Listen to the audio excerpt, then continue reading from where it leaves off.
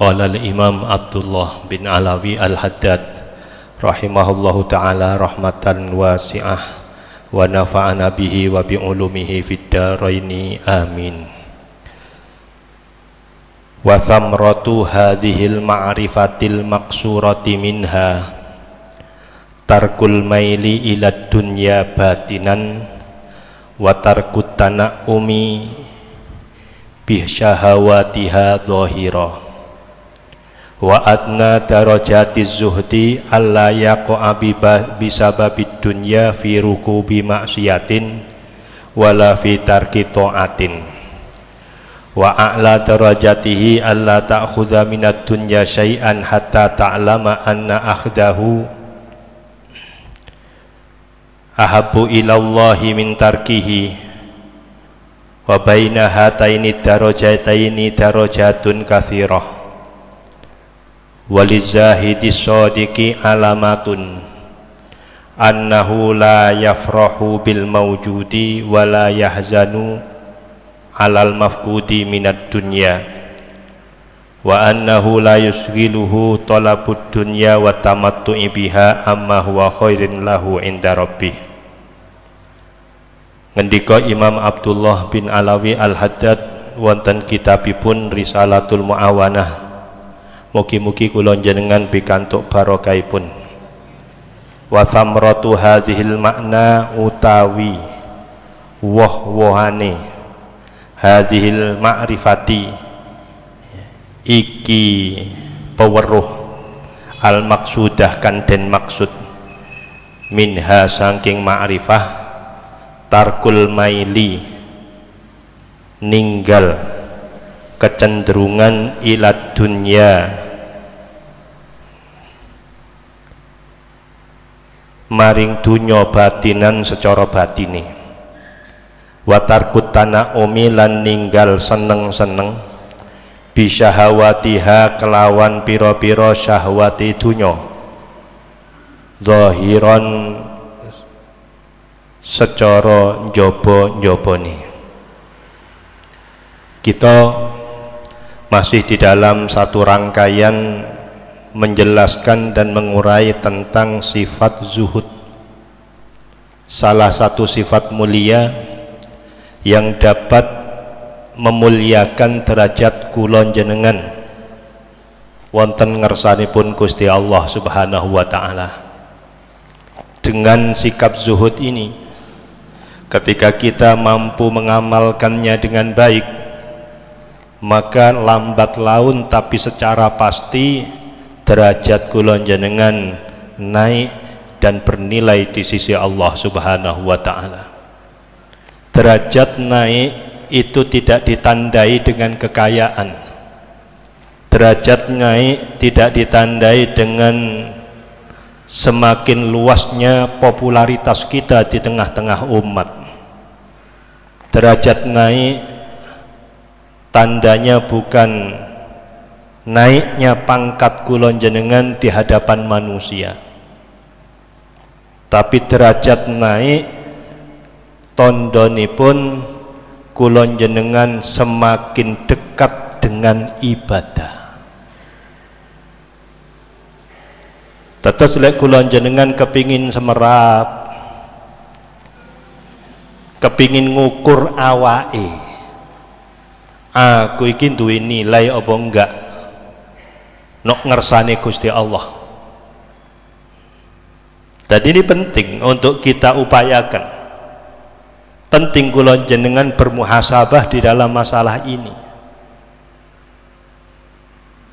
Sebab nilai itu akan sangat bermanfaat kangge kehidupan akhirat kita. Sesekali kula jenengan bolehlah mengukur, kira-kira aku iki duwe pangkat apa enggak ngersane Gusti Allah. Kira-kira aku iki diridani, dirahmati apa ora. Maka kalau kita ingin memahami tentang hal itu, tandanya cukup sederhana. Sebatas apa kepedulian kita terhadap ibadah? Sebatas apa kepedulian kula jenengan haus akan rahmat Allah? Itulah ukuran derajat kula jenengan wonten ngersanipun Gusti Allah. Karena penganggep ingkang kados mekaten menika para hadirin, bisa berbeda antara satu orang dengan orang yang lain. Podo-podo sholat, podo-podo ibadah, tapi kadang-kadang punya penganggap terhadap Allah itu berbeda-beda. Ada orang melakukan sholat hanya karena kepeksa. Ini tentu berbeda dengan orang yang melaksanakan ibadah ditekan dengan mahabbah. Ada perasaan cinta di dalam hatinya. Ada perasaan takdim, mengagungkan, krasa seneng dengan kelakuan apik sing dilakoni. Jelas yang seperti ini berbeda dan jauh sekali dengan orang yang tadi sholat karena kepeksan niku. Jauh perbedaannya. Ada orang kepingin ibadah mung kepingin oleh swarga, wedi nang neraka. Tapi ada pula orang yang tidak takut kepada neraka, tidak berharap surga, tapi harapannya adalah ridha Allah.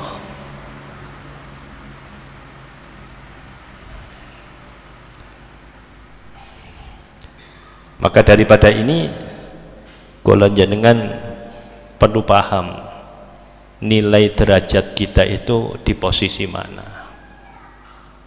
Semakin peduli terhadap ibadah, semakin haus akan rahmat Allah, semakin tinggi derajat kita di sisi Allah. Nah, di sini disampaikan wa thamratu hadhil ma'rifah, buah dari pemahaman tentang sikap dan sifat zuhud ini,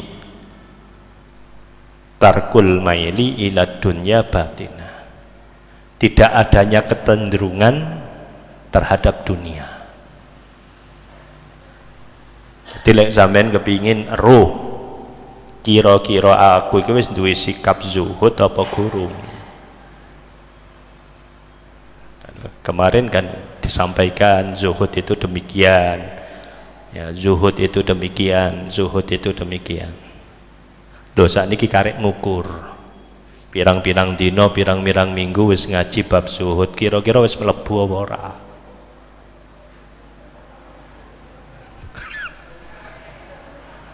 Dereng kok. Kakean apa lek ngene kok? Nggih. Dijawab-jawab dewe. Masya Allah. Ngeten iki lek muruk tiyang cerdas-cerdas nih kata. Dibolan baleni. Tapi alhamdulillah, pokok idugi sampun alhamdulillah. Paling boten kula jenengan wangsul di sepuro dosane. Amin ya rabbal. Nggih niku pun, niku sangu pun. Penak pokoke tiyang gelem ngaji niku penak. Atine adem, pikirane tenang, kaya disiram banyu kulkas. Soal mulih mumet maneh apa jaringku?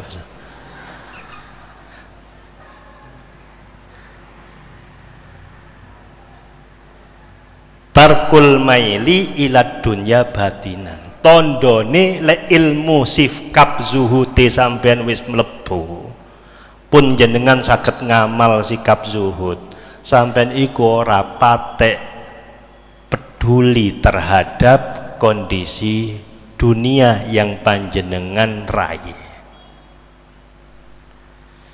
Wis sak pira-pira pokoke wis dikeki rezeki mbek Gusti Allah. Wis iki ae tak ugemi, iki ae tak syukuri, alhamdulillah. Lho lek sampean wis kaya ngono, berarti ilmu zuhudnya sudah masuk. Kemarin sebelum kita ngaji bab zuhud, hitung-hitungan matematika kehidupannya terpakai. Tahun 2024 aku kudu duwe omah dhewe. Tahun 2025 aku kudu ndek toko telu.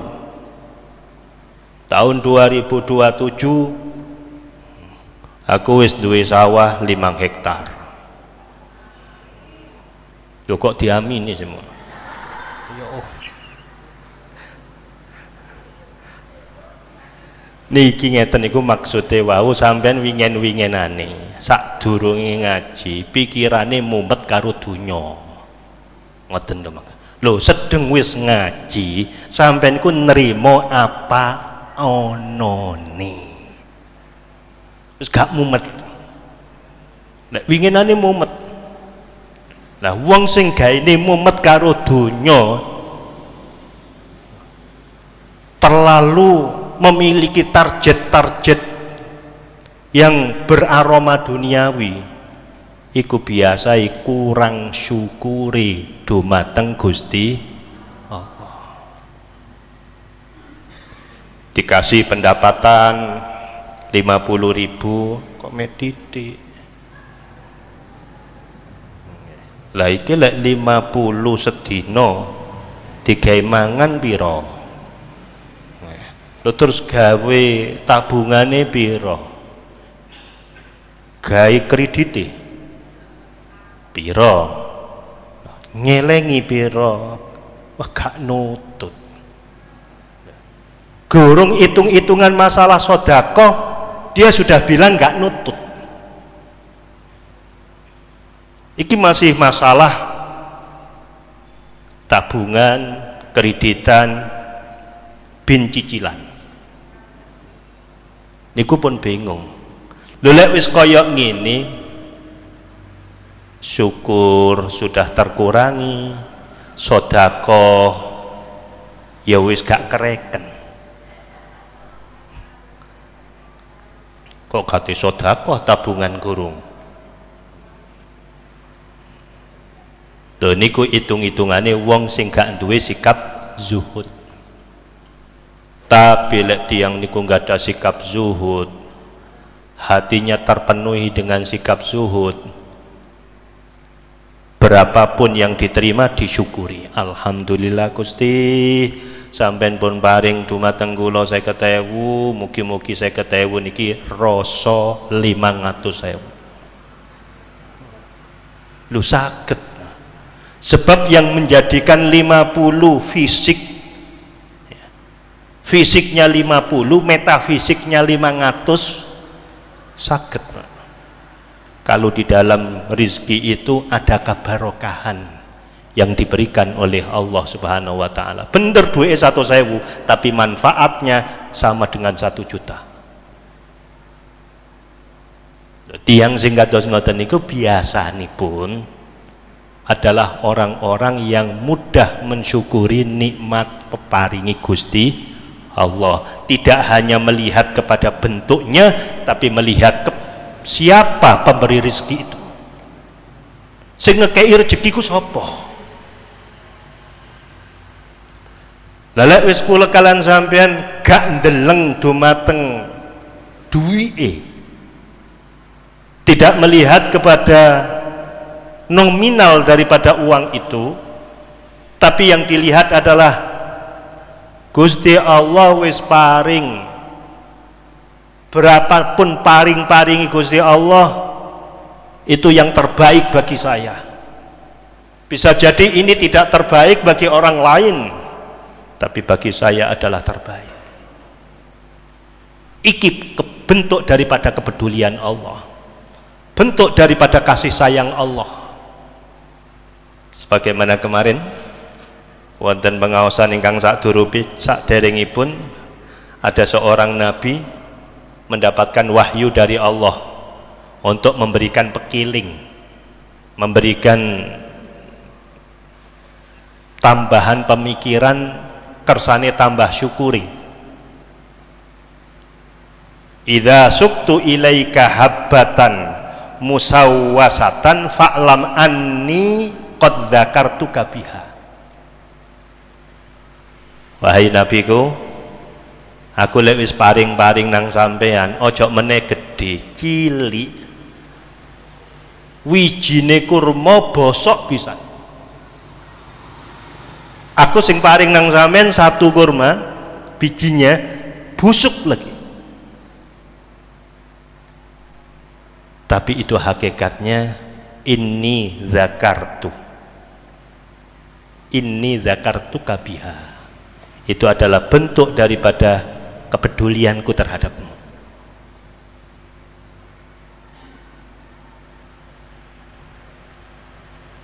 Lek kados ngoten niku sampun mlebet ten manah kula njenengan para hadirin. Moko kula njenengan niku badhe bakal pikantuk nikmat demi nikmat, tambah gede nikmate saya ageng, saya ageng, saya ageng. Yang tadinya bentuknya memang 50.000 rupiah, 100.000 rupiah, tapi krono panjenengan menyertai dengan rasa syukur mbek Gusti Allah digedhekno manfaate, sehingga kula jenengan bisa memiliki pahala, memiliki manfaat yang dari uang hanya 50-100 ribu podo karo memiliki manfaat senilai 500.000 rupiah. Barokah syukur.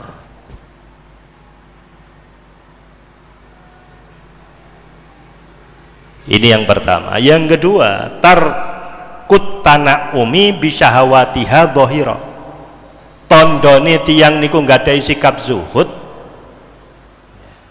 tidak berburu kenikmatan di dunia dengan mengikutkan nyenengno nafsune dewi-dewi.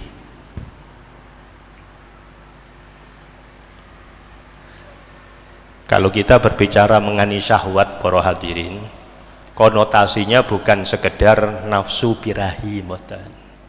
Syahwat itu bahasa Arab yang artosipun keinginan-keinginan, perasaan kepingin. Lah wonten agami menika sampun dipun mungelaken bahwa syahwat menika ya, secara globalipun ada syahwat muharramah, ada syahwat mubahah. Keinginan niku wonten sing keinginan itu mubah, ada keinginan yang muharramah, dosa. Hukumnya berbeda. Lek keinginan yang sifatnya dosa, sedikit dan banyaknya tidak boleh. Kepingin zina sak jam mbek zina sedina sewengi padha ora oleh. Ojo meneh zina ya. Punya harapan, punya angen-angen, punya muqaddimat zina saja tidak boleh. Wala taqrabuz zina. Ojo cedek ayo ora oleh. Apa meneh nglakoni muqaddimatuz zina ora oleh, apalagi melakukannya.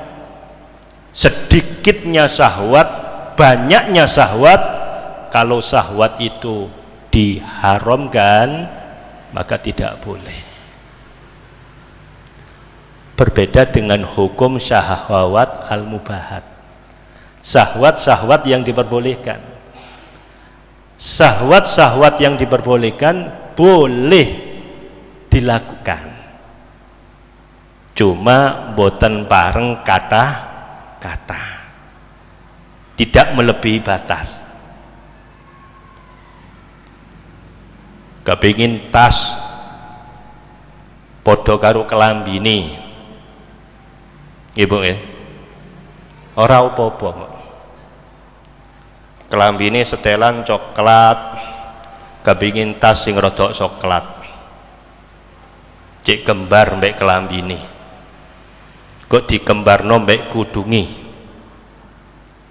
menisor titik dikembarno mbek gila wis bener ta, mbek sandali. Boleh napa mboten? Boleh. Sebab ini adalah syahwat al-mubahat. Asalkan sedeng-sedeng. Tapi lek wonten tiyang klambine sak lusin, wernane beda-beda, ana sing pink, ana sing coklat, ana sing ijo, ana sing biru, ana sing wungu. Lah terus kate dikei tas dhewe-dhewe. Klambi wungu, tase wungu. Klambi coklat, tase coklat. Klambi krem, tase krem. Klambi abang, sandali abang, arlojine abang, cucuke abang bisa.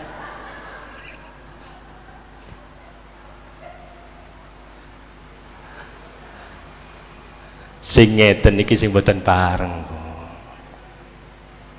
Boten pareng. Karena sudah tamattu. Tamattu itu melebihi daripada kebutuhan. Wong nyandang oleh. Tapi kalau sudah tamattu, maka ini yang enggak boleh. Nah, orang yang punya sikap zuhud niku mboten terlalu ambisi dengan hal-hal yang sedemikian rupa. Aku kudu ngene. Ono tren baru, HP kamera 5 nok mburine. Aku ya apa-apa bulan iki kudu duwe HP kamera 5. Wis diusahakan banget. Duwe gak cukup, kredit HP maksudnya, sing kepingin HP kamera 5, ya krono ingin memburu kenikmatan sesaat, gaul gaya di hadapan orang, akhirnya sing jenenge utang ndritil, Pak. Bon-bonan kathah, balak-balik anake dikongkon goro ae. Ana wong teko warani ibu ora ana. Kok ana meneh sing teko warani ibu lunga. Padahal nok nisori dasare. Mengkurep nok. Polane apa? Jeragane balak-balik teko nagih utang. Padahal lek saumpama pokoke wis duwe HP, pokoke wis duwe tas, cukup. Lah niki mboten, aku kudu duwe sakmene. Ya apa kudu ngene lah, kudu niki lho sing mboten pareng. Sifat yang seperti ini sifat yang meniadakan sifat zuhud. Wis wong sing kaya ngene ora meningkat nilainya di hadapan Allah. Sulit untuk meningkat. Ibadah kaya apa lek no atine jek kedunyan mboten saged. Ora iso menikmati lezatnya ibadah. Ibadah niku para hadirin memang awalnya dipaksa, memang nggih ya. Dipaksa kaya obat nggih, ibadah niku dipaksa seperti obat, pahit, kesel, lelah, capek, tapi ya napa kudu dilakoni, ya kudu diombe obate.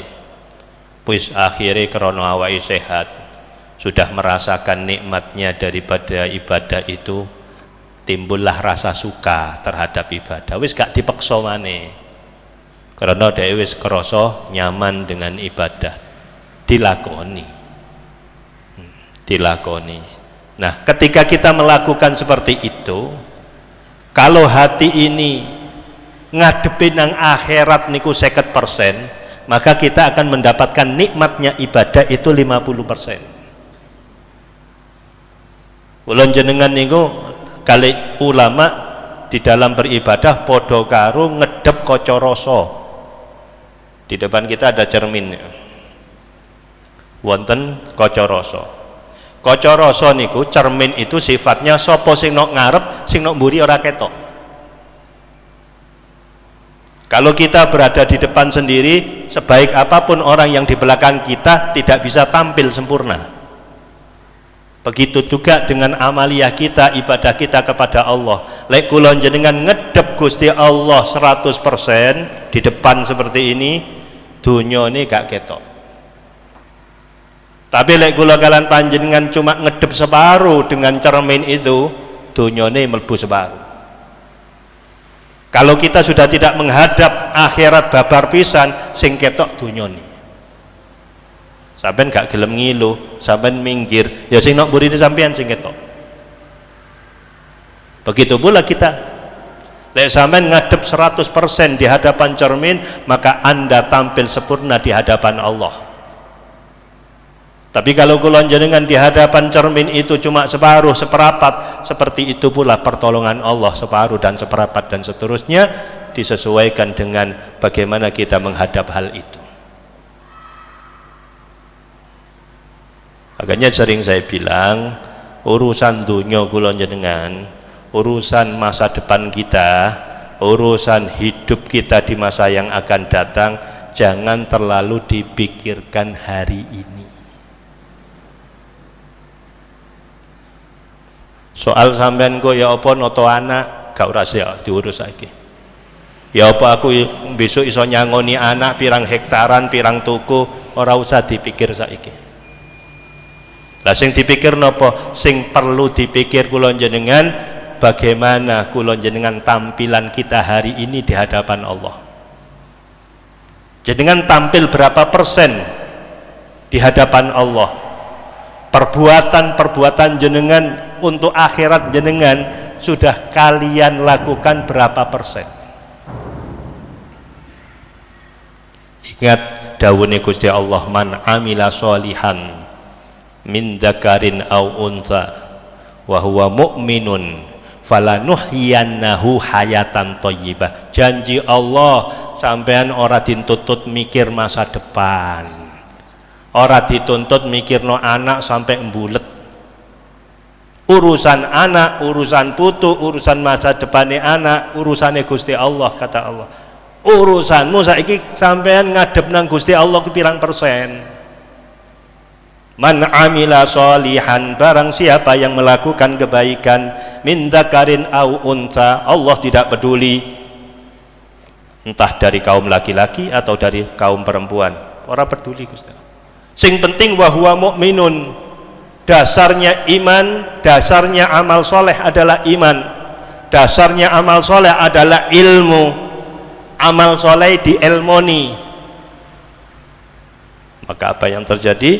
Falanuhyiyannahu hayatan thayyibah. Allah sampaikan, sungguh aku, kata Allah, akan hidupkan orang itu dengan kehidupan yang sahih, yang nyaman. Urusan anak-anak sampean ora usah diurus, aku sing kate ngurus, kata Allah. Pokoknya sampean saiki ngedep dhisik nang. Soal sing mburi apa jari aku. Nah, inilah.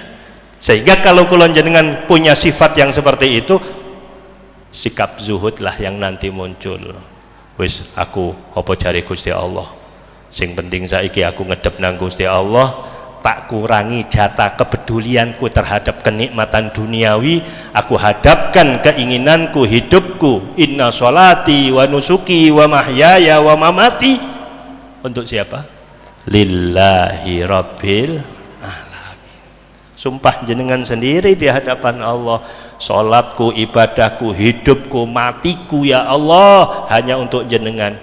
Wis janji karek kelakuane, tinggal aplikatifnya bagaimana.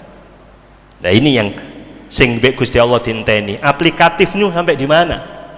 Kamu yang bilang inna sholati wa nusuki wa mahyaya wa mamati, kapan yang akan kamu amalkan? Lek kon ngamalno, hidup masa depanmu, masa depan anak-anakmu, aku sing tanggung.